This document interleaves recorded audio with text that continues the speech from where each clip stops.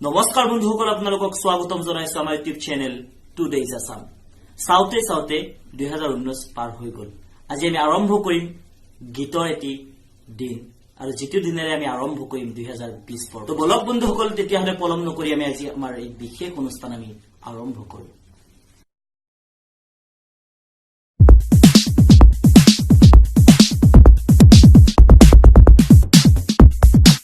আজি আমাৰ লগত উপস্থিত আছে জনপ্ৰিয় কণ্ঠশিল্পী জিতুমণি দাস। আমি তেখেতক স্বাগতম জনাইছো আমাৰ অনুষ্ঠানলৈ। নমস্কাৰ। আমি এতিয়া জিতুমণি দাৰ পৰা আমি দৰ্শকসকলক জনাব বিচাৰিম আপোনাৰ সম্পূৰ্ণ নাম আৰু আপোনাৰ সম্পূৰ্ণ ঠিকনা। জিতুমণি দাস মোৰ নাম। মোৰ দেউতাৰ নাম শ্ৰী দীনেশ চন্দ্ৰ দাস, মাৰ নাম চম্পাৱতী দাস। মোৰ গাঁও ক্ষুদ্ৰৰিমু, জিলা কামৰূপ অসম। এইখিনি মোৰ সম্পূৰ্ণ পৰিচয়। এতিয়া জিতুমণি দাসৰ সকলোৱে চিনি পায় আপোনাৰ এগৰাকী জনপ্ৰিয় কণ্ঠশিল্পী হিচাপে। বাকী আপোনাৰ ব্যক্তিগত জীৱনৰ আমি কথা জনাৰ আগত আপোনাৰ সুমধুৰ কণ্ঠত আমি এটি গীতৰ কলি শুনিব বিচাৰিম। নিশ্চয় মই শুনাব পাৰিম গীত। জুবিনদাৰ এটি জনপ্ৰিয় গীত, সকলোৱে ভাল পায়, মোৰ খুব ভাল লাগে মঞ্চত গাওঁ, গতিকে অকণমান গাবলৈ লৈছো মই। শুনাহৰ পাতৰ আৰতে জিলিকে মোৰ জোনৈ, উখাইলাখ তোৰে মুখৰি, এ পদুম তগৰ ফুলিলে ফুলিলে মোৰ শেৱালি, হে মৰমত কপে বুকুখনি, অনাহৰ ফুলাৰ বতৰ, অনাহৰ মোৰ মৰমৰ, অনাহৰ আনিলি তই বহা গৰে খবৰ, অনাহৰ ফুলাৰ বতৰ, অনাহৰ মোৰ মৰমৰ, অনাহৰ আনিলি তই বহা গৰে খবৰ, বুকুতে বাজিছে ঢোলৰে চাপৰ, তেজতো উঠিছে পিৰিতিৰে লহৰ, অনাহৰ ফুলাৰ বতৰ, অনাহৰ মোৰ মৰমৰ, অনাহৰ আনিলি তই বহা গৰে খবৰ। আপোনাক ধন্যবাদ জনাইছো। আৰু আচলতে শুনিছো আপোনাৰ কণ্ঠত বহুত সুমধুৰ গীত। মনত পৰি গল আপোনাক আগত প্ৰথম আপোনাৰ যেতিয়া মঞ্চত দেখিছিলো আপোনাৰ গীতসমূহ, আপোনাৰ মনত পৰিছে। যি নহওক, এতিয়া আমি আপোনাৰ কিছু ব্যক্তিগত জীৱনৰ কিছু আমি কথা জানিবলৈ চেষ্টা কৰিম। আচলতে আপুনি সংগীতৰ জগতখনত প্ৰথমতে আপুনি কেনেকুৱাকৈ আহিল? এইটো এটা বহুত দীঘলীয়া কথা হ'ব। আচলতে আমাৰ যিখন ঘৰখন মানে সংগীতৰ ক্ষেত্ৰত, কৃষ্টি সংস্কৃতিৰ ক্ষেত্ৰত মানে যথেষ্টখিনি আগবঢ়া। তাৰপিছতে মোৰ দেউতাই আচলতে এজন সংস্কৃতিবান লোক। তেখেতে নাটকো কৰিছিল, তাৰপিছতে নাম গাইছিল, আৰু যথেষ্টখিনি তেখেতে মানে সংস্কৃতিৰ লগত জড়িত আছিল। আৰু আমাৰ ঘৰৰ যিকেইজন মানে খুৰা আছিল, খুৰাসকলো মানে আচলতে জানো, বিশেষকৈ মই জানো যে আপুনি ইংৰাজী বিভাগত আপুনি MA কৰিছে, আপুনি BMUs কৰিছে সংগীত বিভাগত, আপুনি BEd কৰিছে, আৰু এতিয়া আপুনি মই জনাত, মই যদি ভুলকৈ পোৱা নাই, তেতিয়াহ'লে আপুনি ইংৰাজী বিভাগত আকৌ আপুনি ডবল MA কাৰণে আপুনি শিক্ষা গ্ৰহণ কৰি আছে। এতিয়া এই সময়খিনিত শিক্ষা গ্ৰহণৰ কালচোৱাত আপোনাৰ কেতিয়াবা প্ৰেম হৈছিলে নেকি? প্ৰেমটো মানুহৰ এটা অবিচ্ছেদ্য অংগ জীৱনৰ, গতিকে প্ৰেম নোহোৱাকে পৃথিৱী নাথাকে, সংসাৰ নাথাকে। তাৰোপৰি আমি আচলতে যিসকল সৰল মনৰ মানুহ, তেওঁলোক আমি এই পৃথিৱীত নাথাকো, মই ভাবো। গতিকে প্ৰত্যেকজন মানুহৰ জীৱনত প্ৰেম আহে, আৰু মোৰ সেইটো ব্যতিক্ৰম নহয়। এতিয়া প্ৰেম বুলি কলে আমি ক'ব পাৰো প্ৰকৃতি প্ৰেম, বা আপোনাৰ প্ৰকৃতি প্ৰেম, বা এনেকুৱা বিভিন্ন ধৰণৰ মাতৃ প্ৰেম, দেশপ্ৰেম, এইবিলাক প্ৰেম আছে। কিন্তু আমাৰ কথাৰ উদ্দেশ্য হল আমি দৰ্শকসকলক এইটো জনাব বিচাৰিছো, আমাৰ যিটো বৰ্তমান সময়ত গাৰ্লফ্ৰেণ্ড বয়ফ্ৰেণ্ড বুলি ক'লে জনপ্ৰিয় শব্দ আচলতে, এনেকুৱা ধৰণৰ প্ৰেম আপোনাৰ কেতিয়া হৈছিলে, প্ৰথম প্ৰেম আচলতে আপোনাৰ কেতিয়া হৈছিলে, তাৰপিছত পিছৰ কালচোৱা কেনেকুৱা কি হল, আমি আমাৰ দৰ্শকসকলক আমি জনাব বিচাৰো। বহুতে আপোনাক সুধিব বিচাৰে, হয়তো সুধিব ভাল নাপায়, কিন্তু আজি অনুষ্ঠানৰ যোগেদি সকলোকে আমি জনাব বিচাৰো। এই ক্ষেত্ৰত আপুনি কি কব? এই ক্ষেত্ৰত মই আচলতে কি কম যে প্ৰথম মোৰ প্ৰেম আচলতে যেতিয়া মই বুজি উঠা নাছিলো তেতিয়াই হৈছিল মোৰ। মই যেতিয়া পাঠশালাত পঢ়ি আছিলো, এডভান্স মানে একদম বহুত এডভান্স মানে LP স্কুলত যেতিয়া পঢ়ি আছিলো তেতিয়াই হৈছিল, কিন্তু সেইটো বেছি মানে স্থায়ী নহলগে, নীতিকিল মানে। আৰু কিন্তু মোৰ আচলতে বুজাত মোৰ প্ৰেম হৈছিল মই যেতিয়া দমদমা হায়াৰ ছেকেণ্ডাৰীত পঢ়ি আছিলো, তেতিয়া মোৰ প্ৰথম প্ৰেম বুজি পোৱাত মোৰ প্ৰথম প্ৰেম হৈছিল। আৰু কোন আছিল সেইগৰাকী যিগৰাকীয়ে কিমান চনত সেইটো মই নাজানিম বাৰু, জিতুমণি দাসৰ প্ৰেমত পৰিছিল? আৰু আপুনি যদি অনুষ্ঠানটো চাইছে তেতিয়াহলে আপুনি নিশ্চয়কৈ গম পাব, আৰু জিতু দাই কব এতিয়া। মই নাম প্ৰকাশত আচলতে অনিচ্ছুক, কাৰণ মই ছচিয়েল মিডিয়াত মানে কি চেনেলত হয়তো নামটো মই কৈ দিব নোৱাৰিম, কিন্তু তেওঁ আছিলে মোৰ মানে প্ৰেয়সী, আৰু আমাৰ প্ৰেম হৈছিল। আৰু প্ৰপ'জেলটো আচলতে প্ৰথমতে আচলতে জানি তুমি ভাল পাবা বা অকমান ৰস পাবা যে আমি আচলতে খুব বেষ্ট ফ্ৰেণ্ড আছিলো, মানে মই বুজি পোৱা নাই, মোক ভিতৰে ভিতৰে ভাল পায়, কিন্তু মই গম পোৱা নাই। তাৰপিছত মোক মানে বহুত মানে চিঠি দিয়ে, তেতিয়া মানে মোবাইল মেছেজ নাছিল, একদম পুৰা চিঠি, মানে মই প্ৰত্যেক দিন স্কুলত গলে মই চিঠি পাওঁই, মানে মোৰ ভাল লাগি থাকে যে আজি কি পাম মই। দলিয়াই দিয়া নাছিল, একচুৱেলি মেডিয়েটৰ আছিল ন, মেডিয়েটৰ থাকে ন প্ৰেমত, থাৰ্ড পাৰ্চন থাকে, ফ্ৰেণ্ড আছিল, তেনেকে মানে মই চিঠি পাইছিলো। আৰু খুব সাহসী আছিল, কিন্তু মোক মানে নিজেই দিছিল, আৰু প্ৰপ'জেলটো নিজে আহিছিল। আচলতে বন্ধুত্ব আছিল, আমাৰ বেষ্ট ফ্ৰেণ্ডশ্বিপ আছিল। তাৰপিছত কি হল, মোক মানে মনে মানে হয়তো ভাল পায়, মই গম পোৱা নাই। মই ভাবিছো ফ্ৰেণ্ডশ্বিপ আমাৰ ঠিকে থাকে আছে, কিন্তু মোক মানে কিবা ফ্ৰেণ্ডশ্বিপটো মই মানি নোলোৱা নাই, মানে কিয় এনেকুৱা হৈছে। মই ভাবিছো মোৰতো ভুল একো হোৱা নাই, কিন্তু তাৰপিছত গম পালো মোক মনে মনে ভাল পায় আচলতে। ত' সেইটো ভাল পোৱা মানে কিমান দিনলৈকে সেইটো থাকিল, সেইটো ৰিলেশ্যনশ্বিপ কিমান দিনলৈকে থাকিল? এতিয়া কেনেকুৱা কন্টেক্ট আছে নেকি আপোনাৰ? নাই, সেইটো আচলতে মই হায়াৰ ছেকেণ্ডাৰী যেতিয়া কমপ্লিট কৰিছো ডিগ্ৰীলৈকে আছিল। ত' ডিগ্ৰীৰ পিছত তেওঁ বেলেগ কলেজত পঢ়িলে আৰু বেলেগ এটা লাইনত গুচি গল, গতিকে ডিগ্ৰীৰ পিছত আমাৰ হয়তো দেখা সাক্ষাৎ হোৱা নাই, তেনেকে থাকি গল। মানে আচলতে আজিৰ যিটো 4G WhatsApp, Twitter, Facebook, Insta এইবিলাকৰ আচলতে আজিৰ যিখিনি সময়, এইখিনি সময় হলে চাগে আপোনাৰ সেই প্ৰেমটো আজি মেইনটেইন হৈ গলহেঁতেন চাগে। আচলতে আমি প্ৰেমৰ কথা পাতি আহিছিলো, সেইকাৰণে আপোনাৰ কণ্ঠত এটি খুব ৰোমান্টিক গীত এটি শুনিব মন গল। আপুনি অকমান গাই দিয়ক দুটা কলি। চিঞৰ কিয় নাগাম। জুবিনদাৰ এটি খুব জনপ্ৰিয় গীত, আমি আটাই ভাল পাওঁ, সকলোৱে ভাল পায়, গতিকে গীতটি অকণমান গাবলৈ চেষ্টা কৰিছো। মায়াবিনী ৰাতিৰ বুকুত দেখা পালো তোমাৰ ছবি, ধৰা দিলা গোপনে আহি হিয়াৰ কোণত। তুমি যে মোৰ শুকান বনত নিয়ৰৰে চেঁচা টোপাল, নামি অহা ৰ'দৰে নৈ মোৰ দেহত প্ৰতিপুৱা, ধুমুহাৰ সতে মোৰ বহু যুগৰে নাচোন, এন্ধাৰো সঁচা মোৰ জানৰ গান মোৰ শেষ হব ভাবো তোমাৰ বুকু। মায়াবিনী ৰাতিৰ বুকুত দেখা পালো তোমাৰ ছবি, ধৰা।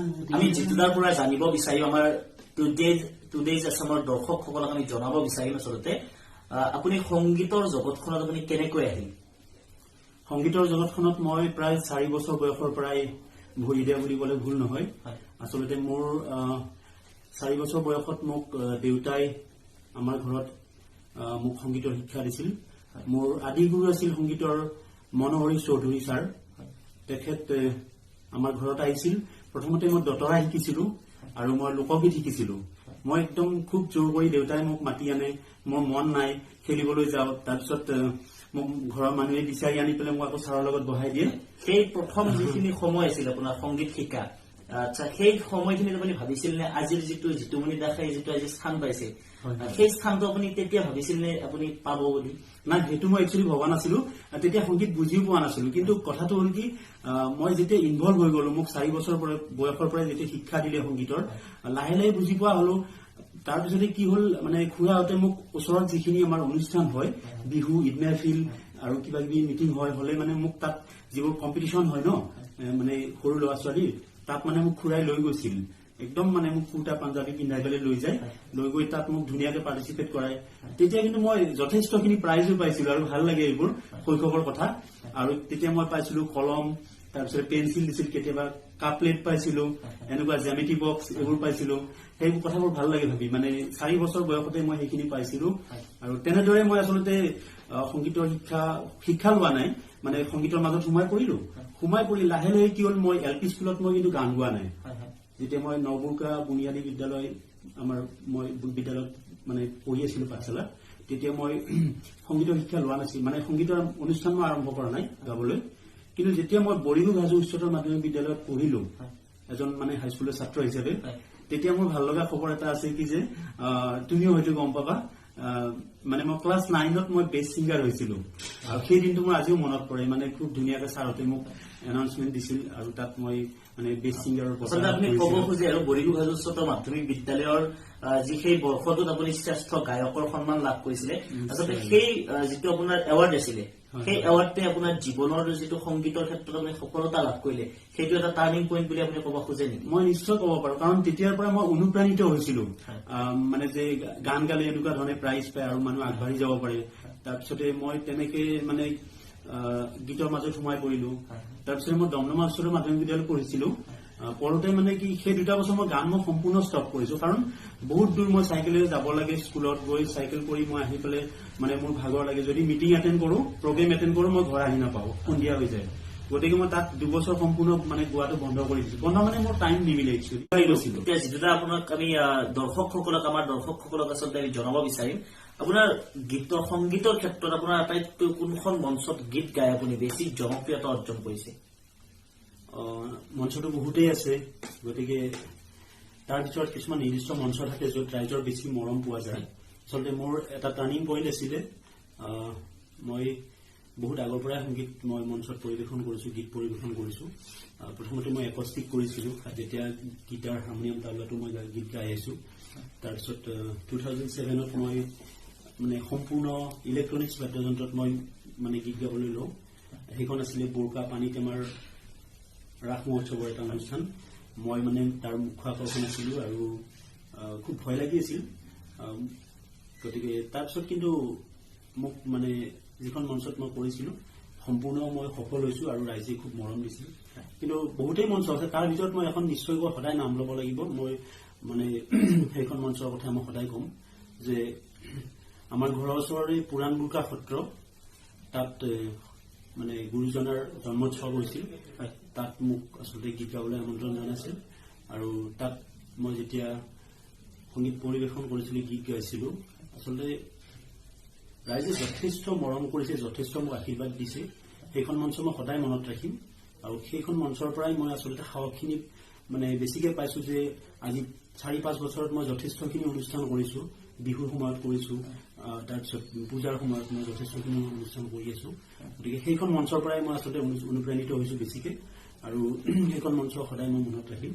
নিজকে দৰ্শকৰ আগত, আজি অসমবাসীৰ আগত নিজকে জিতুমণি দাস হিচাপে আপুনি চিনাকি দিয়াৰ ক্ষেত্ৰত অগ্ৰণী ভূমিকা পালন কৰিছে। সেই যিখন আপোনাৰ পুৰাণ বুৰ্কা সত্ৰৰ আচলতে যিখন আপোনাৰ মঞ্চ, সেই মঞ্চখনে নিশ্চয় মই সেই কথাটো সদায় ক'ম, কাৰণ সেইখন মঞ্চত যেতিয়া মই অনুষ্ঠান কৰিছিলো গোটেই ৰাইজ মোৰ লগত আছিল আৰু মই ভবাই নাছিলো যে ইমান সুন্দৰকে মই অনুষ্ঠান কৰিব পাৰিম। কিন্তু হয়তো ৰাইজৰ আশীৰ্বাদ বা মোৰো অকমান চেষ্টা, ৰাইজক কিবা এটা দিম বুলি ভাবিছিলো আৰু মই তাত আচলতে গুৰুজনাৰ যিখিনি টোকাৰী আছিলে, টোকাৰী গীত মানে যিখিনি বৰগীত আছিল, তাৰপিছতে যিখিনি আমাৰ ধৰ্মীয় গীত আছিল সেইখিনিৰে মই অনুষ্ঠান আৰম্ভ কৰিছিলো আৰু তাৰপিছত ৰাইজে মোক যথেষ্ট মৰম কৰিছিল আৰু সেই মঞ্চখনৰ পৰাই মই আচলতে সাহসখিনি পালো যে মই বেলেগ মঞ্চত খুব ধুনীয়া আমি পিছৰ পৰ্যায়ত আপোনাৰ কণ্ঠত আমাৰ দৰ্শকসকলক বৰগীত শুনাম নিশ্চয় শুনাম গুৰুজনাৰ যি টোকাৰী আমাক দি থৈ গৈছে সেইবোৰ আমি পিছৰ ভিডিঅ'সমূহত আপোনালোকে চাই থাকিব জিতুমণি দাৰ কণ্ঠত বৰগীত টোকাৰী এইবিলাক শুনিবলৈ আপোনালোকে আমাৰ ভিডিঅ'টো সাবস্ক্ৰাইব আমাৰ চেনেলটো সাবস্ক্ৰাইব কৰিব লাইক কৰিব কমেন্ট কৰিব এটা জিতু দা আমি আপোনাৰ পৰা জানিব বিচাৰিম আচলতে আপোনাৰ বৰ্তমান সংগীতৰ উপৰি আপোনাৰ প্ৰফেশ্যন কি সংগীতৰ উপৰিও আচলতে মই শিক্ষা জীৱনৰ লগত যিহেতু জড়িত মই আচলতে এজন টিচাৰ হয় কলেজত কাম কৰো গতিকে মই শিক্ষকতা বুলিয়ে ক'ব লাগিব মোৰ বৃত্তি বৰ্তমান মই শিক্ষকতা কৰো আৰু তাৰপিছতে সংগীতৰ লগত সেইকাৰণে আপুনি যিটো সেইকাৰণে শিক্ষক কাৰণে আজি মঞ্চত গীত গাই থকাৰ সময়তো ৰাইজক গীত এটি সুন্দৰভাৱে বুজাব পাৰে আচলতে পাৰো হয় চাগে সেইকাৰণে আৰু যেতিয়া এইটো ভাল লাগে মুজাহিদুল মানে তোমাৰ যেতিয়া মঞ্চত অনুষ্ঠান কৰি থাকিম আৰু মানে যিখিনি মোৰ ষ্টুডেন্টছ হয় মোৰ ফ্ৰেণ্ডৰ নিচিনাই হয় ন তোমালোক আছা আৰু বহুতখিনি ষ্টুডেন্ট চবখিনি কলেজতে মই আমাৰ যিখিনি ঘৰৰ ওচৰৰ যিখিনি কলেজত মই চবতে কাম কৰিছো গতিকে সকলো ষ্টুডেণ্টে মোৰ মানে বন্ধুৰ নিচিনাকৈ মোক ছাপোৰ্ট দিয়ে মৰম কৰে বিচাৰে গতিকে অনুষ্ঠান ভাল নোহোৱাৰ কথাই নাই আৰু মানে খুব ধুনীয়া অনুষ্ঠান মই বিগত সময়ছোৱাত আপোনাক দেখিবলৈ পাইছো যিখিনি আপোনাৰ ষ্টুডেণ্ট হয় হয় ময়ো হয়তো আপোনাৰ ক্লাছ পাইছো আপোনাৰ যিখিনি ষ্টুডেণ্ট আচলতে ছাত্ৰ ছাত্ৰী সেইখিনিক মই আপোনাৰ কোনো এটা ক্ষেত্ৰতে সিহঁতৰ লগত আপুনি যেতিয়া কথা পাতে তেতিয়া মই দেখা নাপাওঁ যে শিক্ষক ছাত্ৰ এটা দেখা পাওঁ বন্ধুত্ব সুলভ ধাৰণা আপুনি তেনেকুৱা ভাৱে সকলোৰে লগত থাকে আচলতে আপুনি শিল্পী আপুনি এজন অভিজ্ঞ শিক্ষক তাৰ সেইখিনিৰ উপৰি আপুনি যে সকলোৰে ধুনীয়া এটা সম্পৰ্ক বজাই ৰখা আচলতে এই ক্ষেত্ৰত আপুনি নৱপ্ৰজন্মক কি উৎসাহিত কৰিব আচলতে আমি সকলোৱে বন্ধুৰ দৰে থাকিব লাগে আমি যদিও মোৰ ভাইটি যদিও মোৰ আচলতে মোৰ ৰিলেশ্যনটোৰ ক্ষেত্ৰত কৈছো মই ডাঙৰক সন্মান কৰি ভাল পাওঁ মোৰ যিখিনি সমনীয়া বন্ধুত্ব থাকে মোৰ লগত মোৰ যিখিনি চিলড্ৰেন আছে চাইল্ড আছে বা সৰু ল'ৰা ছোৱালী আছে তেওঁলোককো মই যথেষ্ট মৰম কৰো আৰু মোৰ সেইটো আচলতে মোৰ নেচাৰ বুলি ক'ব পাৰে মোৰ সেইটোৱে তেনেকুৱা মই গতিকে মই ৰাইজৰ মাজত থাকি ভাল পাওঁ আৰু যিখিনি নৱপ্ৰজন্মৰ যিখিনি আমাৰ ধৰি লোৱা এতিয়া তোমালোকৰ জেনেৰেশ্যন আজি শিক্ষা দীক্ষা লাভ কৰি হয়তো আমি কি কৰিব লাগে যে আমি যিখিনি সমাজত চলাৰ কাৰণে যিখিনি আমাৰ নৈতিকতা লাগে গতিকে মই শিক্ষক হিচাপে এইখিনি কথা ক'ব পাৰিছো আচলতে শিল্পী হিচাপেও হয়তো ক'ব পাৰি গতিকে সেইখিনি আমি মেইনটেইন কৰিলে নিশ্চয় আমাৰ সমাজ ভালে থাকিব আমাৰ বন্ধুত্ব ভালে থাকিব আৰু আমি নিশ্চয় আমি কোনো জাতি ভেদ এইবোৰ কি হয় এইবোৰ একোৱেই নহয় আচলতে আমি মানুহ আমাৰ প্ৰথম চিনাকি মানুহ গতিকে আমি সেই হিচাপে আমি আগবাঢ়িব লাগিব সেই হিচাপে আমি সমাজ আমি আচলতে মানুহ হিচাপে জন্ম গ্ৰহণ কৰিছো আৰু সমাজখনত থাকিলে আমি মানুহ হিচাপে থাকিব লাগিব ধন্যবাদ যিটো আপুনি আমাৰ অনুষ্ঠানত আহি এনেকুৱা ধুনীয়া সাক্ষাৎকাৰ এটি দিলে আমি পিছৰ পৰ্যায়ত আমি আপোনাৰ বৌৰ সৈতে এটি সাক্ষাৎকাৰ আমি লগ পাম বুলি আমি আশা ৰাখিছো নিশ্চয় সময় সুবিধা হলে যিটো আমাৰ আজি অনুষ্ঠানটো এটি সুন্দৰ গীতেৰে আপুনি সামৰিব লাগে সুঁৱৰণি কুঁৱলী ফাকেৰে নামিছে এচেৰেঙা বিষাদৰে ৰঙা ৰঙা তেজ সাঁচতীয়া সপোনতো পঙি ডাৱৰে ঢাকিলে হেঁপাহৰে জোনক গোপনে নীৰৱে গোপনে উমি উমি জ্বলি উঠে বেদনাৰ জুই ভাঙি দিলা মনৰে দাপোন বিষণ্ণতাই ভাল পাব নাজানিলো পায়ো হেৰুৱালো ভাল পাব নি শিকিলো ধন্যবাদ জ্ঞাপন কৰিছো আপোনালোকৰ এই নৱবৰ্ষ 2020 বৰ্ষটো সুন্দৰভাৱে আপোনালোকে এক নতুন জীৱন গঢ়ক তাৰে কামনাৰে আপোনালোকক টুডেজ আছামৰ পৰিয়ালৰ তৰফৰ পৰা অশেষ ধন্যবাদ জ্ঞাপন কৰিছো যেটা এতিয়া আপোনাৰ টুডেজ আছাম এটি খুব সুন্দৰ ইউটিউব চেনেল আমাৰ মুজাহিদুল আছে আৰু লগৰখিনি খুব ধুনীয়া কাম কৰি আছে গতিকে সকলোৱে এই চেনেলটি সাবস্ক্ৰাইব কৰক শ্বেয়াৰ কৰক আৰু যিমান পাৰে কমেন্টছ কৰক আৰু চেনেলটোক এনেকে ধৰণে সাপোৰ্ট কৰি যাওক খুব ধুনীয়া ঠিক চেনেল গতিকে এইখিনিয়ে কৈছো ধন্যবাদ ধন্যবাদ